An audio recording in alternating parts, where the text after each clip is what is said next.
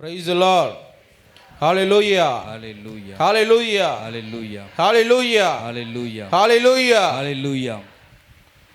இப்போ நம்ம பாவ மன்னிப்பு ஆண்டவர் முன்பதாக கேட்டோம். எத்தனை பேர் தினமும் இப்படி நான் பாவ மன்னிப்பு கேட்பேன் அப்படின்னு சொல்லி கை தூக்குங்க பார்க்கலாம். எத்தனை பேர் நான் இது மாதிரி தினமும் பாவ மன்னிப்பு கேட்பேன்?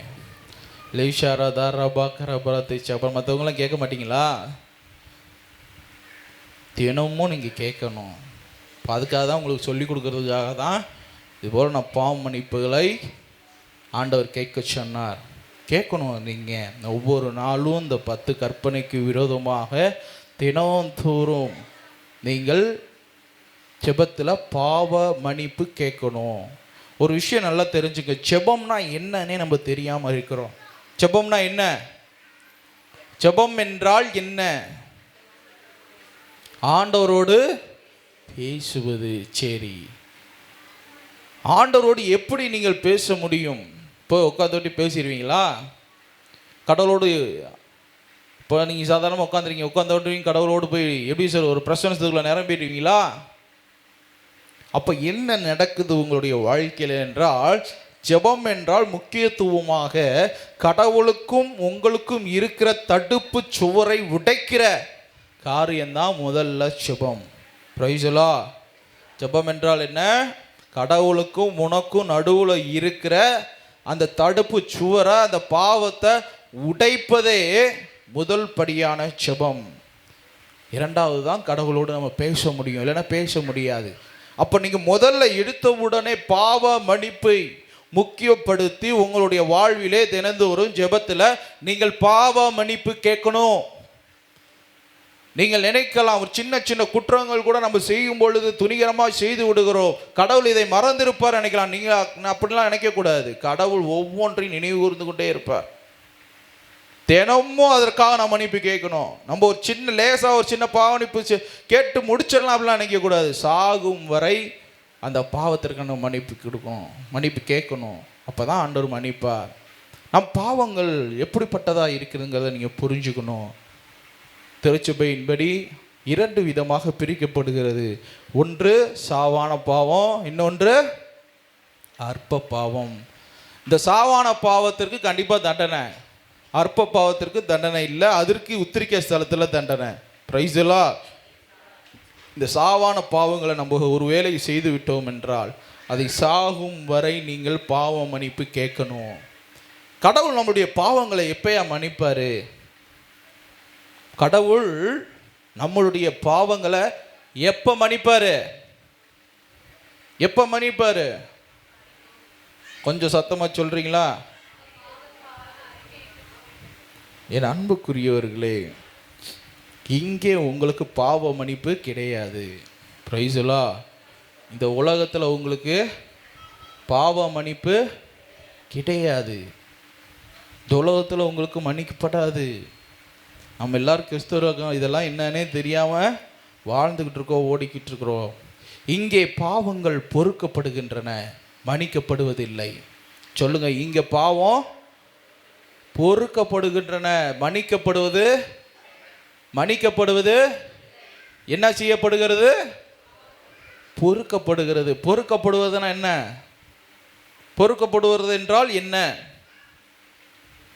அதாவது நீ செய்த பாவத்தை நீ பாவ மன்னிப்பு கேட்டு அறிக்கை செய்து அதற்காக மனம் வருந்தும் பொழுது அந்த பாவம் பொறுக்கப்படுகிறது என்றால், அந்த பாவத்தின் மூலமாக எந்த ஒரு தீமையும் உன்னுடைய வாழ்க்கையில் நடக்காமல் இருப்பதே பொறுக்கப்படுவது. அதற்காக நீங்கள் மன்னித்து விட்டார் என ஆண்டவர் நினைச்சிடக்கூடாது. அப்படியெல்லாம் ஒரு சிஸ்டமேட்டிக்கே கிடையாது உலகத்தில். Praise the lord. Hallelujah, hallelujah, hallelujah. மன்னிக்க வல்லவர் இயேசு கிறிஸ்து. மன்னிக்க வல்லவர் இயேசு கிறிஸ்து. ஏனென்றால் நாம் எல்லாரும் அன்றாடு எதையாவது ஒரு பாவங்களை செய்து கொண்டே இருப்போம். செய்கிறோமா இல்லையா? அப்போ செய்து கொண்டே இருக்கும் பொழுது எப்படி பாவங்கள் மன்னிக்கப்படும்? மன்னிக்கப்படாது. நம்மளுடைய பாவம் எப்பொழுது மன்னிக்கப்படும் என்றால், நீ மரித்து என் ஆண்டவருடைய சமூகத்தில் போய் நிற்பாய். அங்கே என் ஆண்டவர் தெராசை பிடிப்பாரு, நீதிபரராக உட்கார்ந்துருப்பாரு.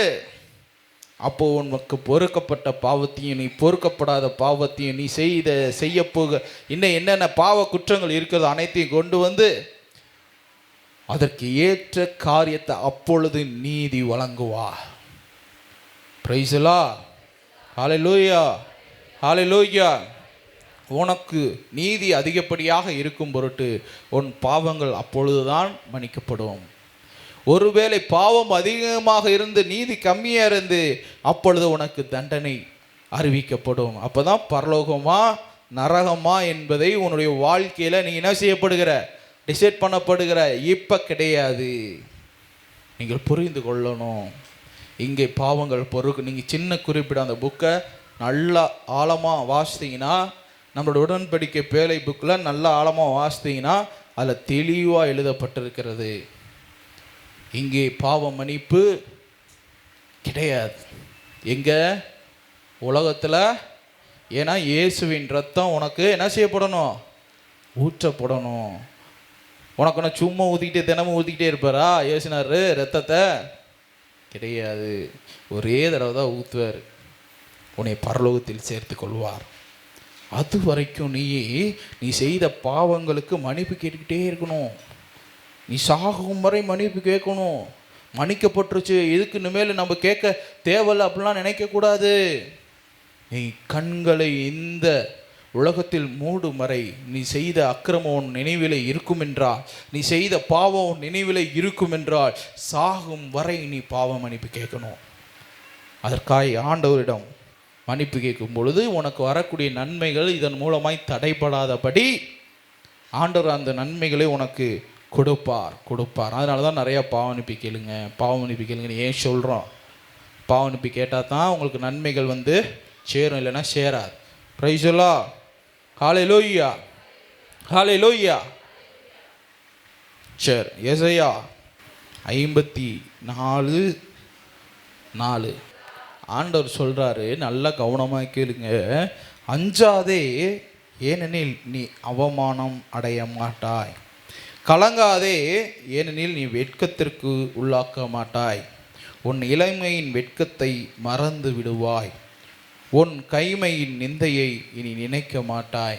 என் அன்புக்குரியவர்களே, இதுதான் நடக்குது ப்ராசஸ் உங்களுடைய வாழ்க்கையில்.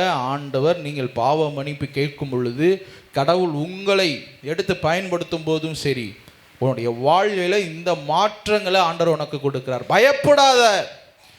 பாவம் செஞ்சுட்ட, அக்கிரமம் செஞ்சுட்ட, இனி செய்யாதே. பாம்பை கண்டு விலகுவதை போல பாவத்தை விட்டு விலகு. அதற்காக தினமும் மன்றாடு, பாவம் மன்னிப்பு கேளு. ஆண்டவர் சொல்லுகிறார், உன்னுடைய காரியங்களை அனைத்தையும், யாரெல்லாம் உனக்கு அவமானம் நடக்கும், நீ வெட்கப்படுவ, இதோ உன்னுடைய வாழ்க்கையில் மோசமான நிகழ்வு நடக்கும் என்று எதிர்பார்க்கிறார்கள், அத்தனை பேருக்கு முன்பதாக ஆண்டவர் சொல்லுவார், அதெல்லாம் ஒன்றும் நடக்காது, உன்னை நான் உயர்த்துவேன் என்று சொல்லுவார். Price the lord. ஹல்லேலூயா, ஹல்லேலூயா. 5 வாசிங்க. ஏனெனில் உன்னை படைத்தவரே உனக்கு கணவன். உன்னை படைத்தவரே உனக்கு கணவன். Price the Lord. உன்னை படைத்தவரே உனக்கு கணவன். சேனைகளின் ஆண்டவர் என்பது அவர் பெயர். இஸ்ராயலரின் பரிசுத்தரே உன் மீட்பர். உலகுக்கெல்லாம் கடவுள் என அழைக்கப்படுகிறார். பாருங்க, உலகத்திற்கெல்லாம் அவர் யார்? உனக்கு யாரு? கடவுள். என்னது? இப்போ ஆண்டவர் எப்படிப்பட்ட ஒரு நிலையில் உங்களை யோசிக்கிறார்? மனவாட்டிகள் என்று ஆண்டவர் சொல்லுகிறார். அப்போ உங்களை நேசிக்கக்கூடிய ஒரே ஒருத்தர் இயேசு கிறிஸ்து. இந்த உலகத்தில் இருக்கிற மனிதர்கள் அல்ல. அவருடைய மனிதருடைய நேசம் என்பது ஒரு சுயநலமானது. ஒன்றும் இல்லை. நீங்கள் யாரை நீங்கள் அதிகமாக நேசிக்கிறீர்களோ அவர்களை ஒரு 2 நாள் கண்டுக்காமல் அவர்களை வெறுக்கிறதை போல பேசி பாருங்களே, உடனே அவர்கள் உங்களை வெறுப்பார்கள். அது சாதாரணமாக இருக்க மாட்டாங்க, பெரிய அளவில் வெறுப்பார்கள். கணவன்மார்களாக இருந்தால் அடிக்க கூட செய்யலாம். ஆனால் கடவுள் அப்படி அல்ல. கடவுள் நீ தான் என்ன செய்கிற? கடவுளை துன்புறுத்திக்கிட்டே இருக்கிற, கடவுளை வேதனைப்படுத்திக்கிட்டே இருக்கிற, அவருடைய உள்ளத்தை காயப்படுத்திக்கிட்டே இருக்கிற, அவருக்கு பிடிக்காத காரியங்களை செய்து கொண்டே இருக்கிறாய். ஆண்டவர் சொல்லுகிறார், இந்த உலகமெல்லாம் படைத்த நான் உன்னுடைய அன்புக்காக ஏங்கிக் கொண்டிருக்கிறேன். உன்னுடைய சுயநலமில்லாத அன்புக்காய் காத்திருக்கிறேன். என் மகளே என்னிடம் ஓடி வா. வாசிங்க. ஏனெனில் கைவிடப்பட்டு மனம் நொந்தவளான மனைவியை அழைப்பது போலும் இளமை முதலே துணைவியாயிருந்த ஒருத்தியை மனமுறிவுக்கு பின் அழைப்பது போலும் ஆண்டவர் உன்னை அழைக்கிறார் என்கிறார் உன்னுடைய கடவுள். என்கிறார் உன்னுடைய கடவுள். ஆண்டவர் எவ்வளோ ஆழமாக உங்கள்கிட்ட சொல்கிறாரு பாருங்க. கடவுளை விட்டு பிரிஞ்சு போன நாட்களை யோசித்து பாருங்க. அதைத்தான் பாவம் செய்த நாட்களை யோசித்து பாருங்க. ஆண்டவர் சொல்லுகிறார் கைவிடப்பட்டு மனம் நொந்தவளான மனைவியை அழைப்பது போலும். அவங்களை அழைக்கிறேன், வா என்னிட வந்து ஒப்புரவாய்க்கொள். உங்களுடைய பாவங்களை அறிக்கை செய்து விட்டு விடுங்க. நான் உங்களை மன்னித்து ஏற்றுக்கொள்கிறேன். நான் உங்களை மன்னித்து ஏற்றுக்கொள்கிறேன். இளமை முதலே துணையாய் இருந்த ஒருத்தியை மனமுறிவுக்கு பின் அழைப்பது போலவும் ஆண்டவர் உன்னை அழைக்கிறார். அதாவது சொல்லுவாங்க, இந்த டைவர்ஸ்ன்னு கூட சொல்லுவாங்க, டைவர்ஸ் பண்ணிட்டு இதோ அந்த மகள் கஷ்டப்படும் பொழுது கணவன் மீண்டும் சரி வா என்னோடு இணைந்து வாழு என்று சொல்வதை போல ஆண்டவர் உங்களை என்ன செய்கிறார்? மகளே இடம் வா, நான் உனக்கு இளைப்பாறுதலை தருகிறேன். சுமை சுமந்து சோர்ந்திருப்போரே எல்லாரும் என்னிடத்தில் வாருங்கள், நான் உங்களுக்கு இளைப்பாறுதலை தருகிறேன் என்கிறார் உன்னுடைய கடவுள். வாசிங்க. குறுகிய காலம்தான் நாம் உன்னை கைவிட்டோம். குறுகிய காலம்தான் நாம் உம்மை கைவிட்டோம். ஆனால் மிகுந்த இரக்கத்தோடு உன்னை சேர்த்துக் கொள்வோம். மிகுந்த இரக்கத்தோடு உன்னை சேர்த்துக் கொள்வோம். என் அன்புக்குரியவர்களே, இப்போதாவது ஒரு மனமாற்றம் உங்களுடைய வாழ்க்கையில் உண்டாகட்டும். இப்போதாவது ஒரு தெளிவு உண்டாகட்டும். இப்போதாவது ஒரு உறுதியான கட்டுக்கோப்பான ஒரு ஒழுக்கமான ஒரு வாழ்க்கையை வாழ நீங்கள் முடிவெடுங்க. என் ஆண்டவர் சொல்றாரு, மிகுந்த இரக்கத்தோடு உன்னை நான் சேர்த்துக்கொள்வேன். மிகுந்த இரக்கத்தோடு சேர்த்துக்கொள்வேன். என் அன்புக்குரியவர்களே, ஒரு விஷயத்தை நீங்கள் மறந்துடக்கூடாது. கடவுள் பெரியவர். அவருடைய காரியங்களை நம்ம நினைக்கிறது கூட நம்ம தகுதி இல்லை. ஆனால் ஆண்டவர் உன்னை அழைக்கிறார். அவருடைய ஊழியத்திற்கு அழைக்கிறார். அவருடைய காரியத்திற்கு அழைக்கிறார். உன்னுடைய காரியங்கள் அனைத்தும் கடவுளுக்கு உண்மையானதாக இருப்பதாக. வாசிங்க. பொங்கிய கோபத்தில் ஒரு நொடி பொழுது உன்னிடம் இருந்து நம் முகத்தை திருப்பிக் கொண்டோம். ஆயினும் முடிவில்லாத அன்போடு உன்மேல் இரக்கம் கொள்வோம். முடிவில்லா அன்போடு உன்மேல் இரக்கம் கொள்வோம். ஆமென். அன்புக்குரியவர்களே, சில பேர் என்ன தெரியுமா நினைக்கிறாங்க, கடவுள் நம்மளுக்கு உண்மையாக இருக்கணும், கடவுள் நம்மளுக்கு சொன்னதை செய்யணும், கடவுள் நம்மளுக்கு அனைத்தையும் செய்யணும், இல்லைன்னா அவரவே என்ன செய்யுது, கடவுள் போகிற கடவுளை நம்பி போன என்ன ஆச்சு அப்படின்னு ஒரு சிலர் பேசுகிறாரு. அதுவே நம்மளுக்குள்ளே வந்துடுது. இப்போ நம்ம கடவுளை என்ன தேடுறோமா, இல்லை உண்மையிலே கடவுள் இருக்கிறாரா இல்லையா, பலவிதமான கேள்விகளும் பலவிதமான இன்னல்களுக்குள்ள அகப்படுகிறோம். நான் ஆண்டவர் சொல்கிறாரு, முடிவில்லா அன்போடு உண்மையில் இரக்கம் கொள்வோம் என்கிறார் உன் மீட்பராகிய ஆண்டவர். அப்போ அந்த அன்புக்கு பாத்திரவான்களாக நீங்கள் இருக்கணும். அந்த அன்பு உனக்குள்ளாக ஒரு ஆணி வேறாக இருக்கணும். என் ஆண்டவர் எப்போது என்னை வெட்கப்பட விடமாட்டார் என்ற அந்த உறுதி உன்னுடைய வாழ்விலே இருக்கணும். தினமும் ஜெபிக்கிற நேரம் இருக்கணும். தினமும் பாவ மன்னிப்பு கேட்குற நேரம் இருக்கணும். எல்லாவற்றுக்கும் மேலாக கடவுளுக்கு விரோதமாய் எந்த ஒரு பாவமும் செய்துவிடக்கூடாது. அதில் எச்சரிக்கையாக இருங்க.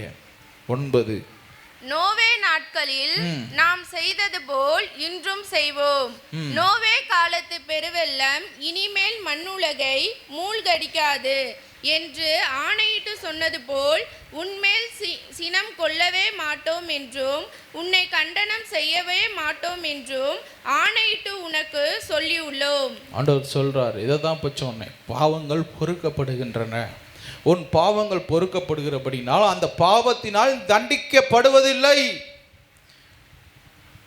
அந்த நோவா காலத்தில் நான் செய்த அந்த அழிவை இனிமேல் உன்னுடைய வாழ்க்கையில நான் செய்ய மாட்டேன். இதோ அந்த ஜனங்களைப் போல நான் உன்னை அழிக்க மாட்டேன். நீ செய்த பாவ அக்கிரமங்களுக்கு உனக்கு ஒரு மீட்பை நான் கொடுக்குறேன். இனி பாவம் செய்யாதே, இனி பாவம் செய்யாதே. இனிமேல் உன்மேல் நான் அதற்காக நீ செய்த குற்றங்களுக்காக நான் சினம் கொள்ள மாட்டேன். இதற்காக இனிமேல் உன்மேல் எரிச்சல் கொள்ள மாட்டேன். மகளே, இனி பாவம் செய்யாதே. ஆண்டவர் சொல்றாரு, ஆணையிட்டு உனக்கு சொல்லியுள்ளோம். 10 மலைகள் நிலை பெயரலாம், மலைகள் நிலை பெயரலாம், குன்றுகள் அசைந்து போகலாம், குன்றுகள் அசைந்து போகலாம். ஆனால் உன் மீது நாம் கொண்ட அன்பு, நான் உன் மீது கொண்ட அன்பு நிலை பெயராதிருக்கும். நிலை பெறாதிருக்கும். நம் சமாதானத்தின் உடன்படிக்கை அசையாதிருக்கும் என்கிறார் உன்மேல் இரக்கம் கொள்ளும் ஆண்டவர். Praise the lord. ஹalleluya. ஆண்டவர் சொல்றார், நான் உன் மேல வச்சிருக்கிற அன்பு ஒருபோதும் மாறாது. நான் உனக்கு சொன்ன வார்த்தை ஒருபோதும் மாறாது. நான் உன்னை ஆசீர்வதிக்கிறேன்னு சொன்னது ஒருபோதும் மாறாது. நான் உன்னை உயர்த்துவேன்னு சொன்னது ஒருபோதும் மாறாது. நான் உனக்கு பரலோகம் கொடுப்பேன்னு சொன்னது ஒருபோதும் மாறாது. மகளே, நீ வாயிலிருந்து சொன்ன பாவம் செய்ய மாட்டேன், கடவுளுக்கு உண்மையாக இருப்பேன், நீதியாக இருப்பேன், பரிசுத்தமாக இருப்பேன், உமக்கு உத்தமமாய் நான் வாழுவேன் என்று நீ சொன்ன வார்த்தையிலும் நிலை நிற்பாய் என்றால் ஆண்டவர் உனக்கும் அவருக்கும் ஒரு உடன்படிக்கை செய்து எப்பொழுதும் அவர் அதிலிருந்து மீறாதிருப்பார், நீயும் மீறாதிருக்கணும். அப்பொழுது ஆண்டவர் அந்த உபாகமத்தில் சொன்ன ஆசீர்வாதங்களை எல்லாம் உன்னுடைய வாழ்விலே எப்படி சொல்றது, வாரி வழங்கி விடுவார். மலையை போல பொழிதிடுவார், பனியை போல உன் வாழ்க்கையில பொழிந்து கொண்டே இருக்கும். அதை யாராலையும் தடை செய்ய முடியாது, யாராலையும் தடை செய்ய முடியாது. அதனால் என் அன்புக்குரியவர்களே, உங்களுடைய வாழ்க்கையில் என் ஆண்டவர் விட்டு பிரியாத ஒரு நிலையை தேர்ந்து கொள்ளுங்கள். என் ஆண்டவர் உங்களை நடத்துவார். என் ஆண்டவர் எப்பொழுதும் உங்களை கைவிட மாட்டார். நீங்கள் கடவுளுடைய பிள்ளைகளாக, கடவுள் உங்களுக்கு தேவனாக இருப்பாராக. என் அன்புக்குரியவர்களே, இன்று கடவுள் உங்களுக்கு சொன்ன இந்த வார்த்தையில் கொஞ்சம் ஆழமான இந்த சத்தியத்தை நினைவு கூறணும். ஒரு விஷயம் புரிஞ்சுக்கணும். நீங்கள் இனிமேல் என் ஆண்டவரே உமக்கு நான் துரோகம் செய்ய மாட்டேன் சொல்லுங்க பார்க்கலாம். துரோகம் செய்ய மாட்டேன் ஆண்டவரே, உம் கட்டளை மீறி நடக்க மாட்டேன் ஆண்டவரே, உம்முடைய கட்டளைகளை மீறி நடக்க மாட்டேன் ஆண்டவரே, உமக்கு கீழ்ப்படிந்து நடப்பேன் ஆண்டவரே. Jesus, Jesus, Jesus. ரபைக்கரா பரத்தி ஷரத்தி சக்கரபத்தி சக்கரா. அப்பா தகப்பனே, அநேகர்களுடைய உள்ளம் காயப்பட்டு இருக்கிறது ஆண்டவரே. தங்களுடைய வாழ்க்கை மாறாதா, தான் நினைத்தது நடக்காதா என்று ஏங்கிக் கொண்டிருக்கிற ஒவ்வொரு இருதயத்தை நான் பார்க்கிறேன். ஆண்டவர் சொல்லுகிறார், மகளே, மகளே, அஞ்சாதே, நீ அவமானம் அடைய மாட்டாய். நீ கலங்காதே, நீ வெட்கத்திற்கு உள்ளாக மாட்டாய், வெட்கத்திற்குள்ளாக மாட்டாய். என் ஆண்டவர் சொல்லுகிறார், நீ அவரை நம்பினபடியால், அவரை நம்பினபடியால் ஒருபோதும் நீ கைவிடப்படுவதில்லை, ஒருபோதும் நீ கைவிடப்படுவதில்லை, கைவிடப்படவே மாட்டாய். ஆண்டவரிடத்தில் இந்த நேரத்தில் சொல்லுயா, உன்னுடைய குறைகளை எடுத்து சொல்லு. ஆண்டவரே, அந்த குறைகளை நீக்கும் பொருட்டு ஆண்டவர்கிட்ட மன்றாடு. ஷரத்தர பக்கரபரத்தி சக்கரா லீபி கரபரத்தி சக்கரா. இன்று நீங்கள் ஒரு விஷயத்தை புரிஞ்சுக்கணும்.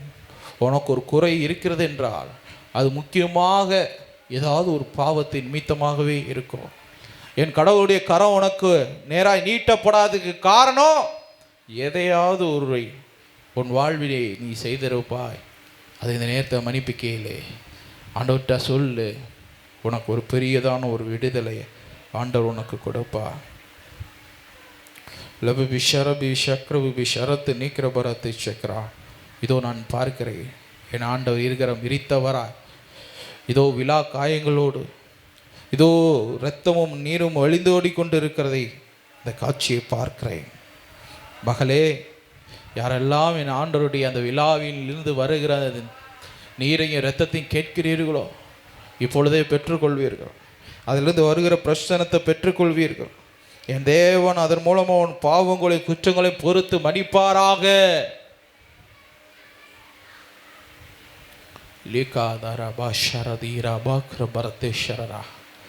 அபத்தமாக வாழ்ந்த வாழ்க்கை போதும், அபத்தமாக ஓடின ஓட்டம் போதும். உன் வாழ்க்கையில் உன்னுடைய நிலையில் எப்பொழுதும் இடருள் படாதபடி எச்சரிக்கையாயிரு. என் ஆண்டவரே, என் பிள்ளைகளை இந்த நேரத்தில் முற்றிலுமாக உறுதிப்படுத்தும்.